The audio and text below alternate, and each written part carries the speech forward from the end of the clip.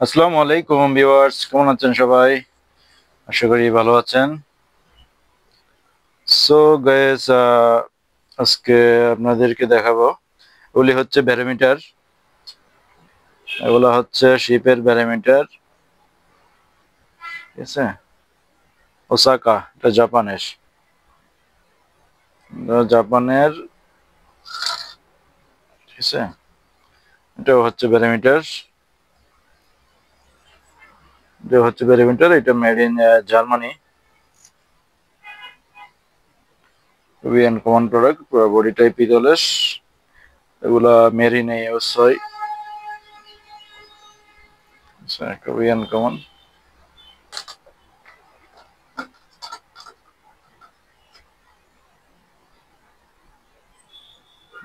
এটা ডাবল বার্ডের।